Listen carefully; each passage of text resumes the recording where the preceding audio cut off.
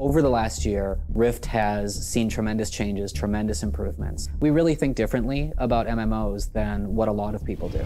To us, it's all about the quality of service, it's all about the speed of the updates, it's all about listening to the players, it's all about getting things done rapidly that are really meaningful. And that, I think, has paid off huge for both us and our players. And it's definitely a theme that we're going to keep going forward. I think it changed the conversation around MMOs and what people expect from them.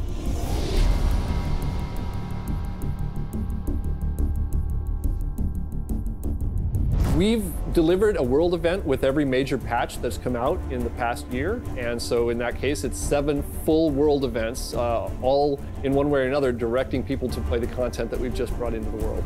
The speed at which we put out patches and the amount of content we put out is directly related to kind of what our core goals initially were. We wanted to make a platform that was really fast for iterating. Every single designer and every single artist can run their own server on their own machine. That's really what allows us to put out, really good content at a pretty rapid pace. The more you can iterate on something, the more you can just test it out, the faster you can get from your idea to implementation.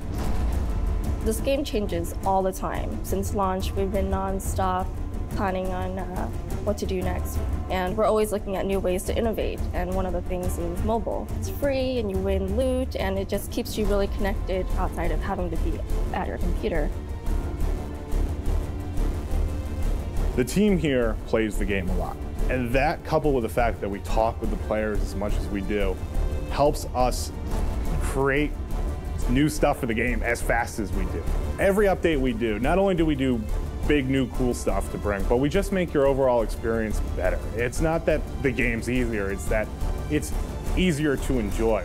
We get rid of the headaches, we get rid of the frustration, and we just leave an awesome game left for you to play. We're working on something we haven't done before, which is very exciting. It's pretty much a whole zone that's a city. It's just so much more open and vast compared with the earlier stuff we were making. That presents a lot of artistic challenges and triumphs. It's very, very, very cool, even in the early stages. We've got a new 20-man raid coming out. It's in testing right now. It is simply amazing. We're using a lot of the tech that we got for Ember Isle. We're incorporating a lot of that into the Infernal Dawn raid. It's located on Ember Isle in the middle of Mount Carcera. Infernal Dawn is just going to blow people away. I mean, again, we're just pushing the dial to 11. I mean, there are multiple large boss fights in that dungeon. We're doing stuff with the actual creatures themselves that we haven't done before.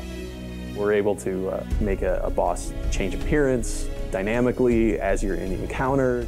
Lathis is comprised of this huge vortex of treasure and coins. I mean, it's just stuff that's just really hard to pull off in real time. As we get more and more tech going forward, we're trying to leverage as much of that as possible in everything that we work on. I'm really excited for the PvP changes. We are trying to go beyond the 2-faction system and trying to make a focus on persistent world PvP. PvP where you have long-term ramifications for what you do in the open world. We're going to start telling more story with our instant adventure by letting you play alongside the action.